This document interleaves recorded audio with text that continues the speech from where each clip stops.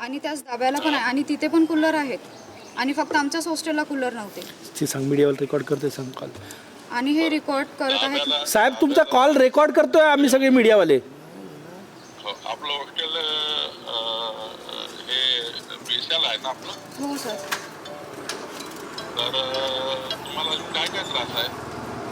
आम्हाला जेवणचा पण त्रास होता सर. स्टार्टिंगला जेव्हा मी ते जानेवारीमध्ये हॉस्टेल जॉईन केलं होतं ना, तेव्हा अळ्या वगैरे निघत होत्या. तेव्हा पण सर्वांनी सांगितलं होतं की इथला म्हणजे भात वगैरे बरोबर नाही आहे. तरी पण त्या नाही का मॅम त्या कॉन्ट्रॅक्टर सरांकडूनच भाग घेत होत्या की नाही हे सर्वच व्यवस्थित आहे. आमच्याकडे फोटोज पण आहेत अजूनही. आणि ते नाही का आमच्या पॅरेंट्स लोकांसोबत पण नाही का म्हणजे असे उद्धटपणे बोलत आहेत. बरं, तुम्ही किती वर्षापर्यंत तिथे राहता? 1च वर्ष राहायचं आहे आता. किती वर्षापर्यंत राहता? आता जानेवारी महिन्यापासून. कुठलं आहे म्हणजे तुमचं गाव कुठलं आहे, तालुका कोणता आहे?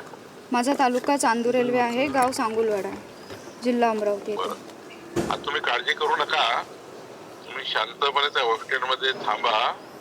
मी संपूर्ण काळजी घेतो आणि हा माझा नंबर आहे. हो सर. तुम्हाला काही अडचण आली, रात्री बेरात्री अपरात्री कोणी काही तुम्हाला हे असं हरासमेंट करण्याचा प्रयत्न केला, कोणी काही या ठिकाणी तुम्हाला त्रास दिला तर मला सांगा डायरेक्ट. हो सर. आणि आम्हाला नाही का कूलर जेव्हापासून लागले ना, तेव्हा आम्हाला नाही का 5 मुली ज्या आम्ही CM सरांकडे गेलो होतो ना, तर आम्हाला म्हणजे असं वेगवेगळीकडे टाकलं आणि आम्हाला म्हणत होते की तुम्ही 5ही मुली एकमेकींसोबत बोलायचं नाही. त्यांना एकदम ग्राउंड फ्लोअरला ठेवलं आहे आणि मला एकदम लास्ट फ्लोअरला की जिथे आणखी जास्त गरम होत आहे. बरं, तुम्ही काळजी करू नका. तुम्ही आता काहीच काळजी करायची नाही. मी बघतो बाकीचं. हो हा सर. नंबर जो आहे तो माझा आहे. तुम्ही कधी मला तसं सांगा. ते त्याला व्यवस्था करेल आणि सरकार काळजी करू आणि काळजी करू नका. हो सर. आणि हॉस्टेल सोडायची गरज नाही आहे. हो सर.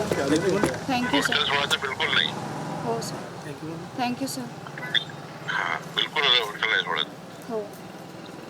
ठीक आहे, काळजी करू नका. हो सर. गरज पडली तर मी हॉस्टेलला भेट देईल. हो हो.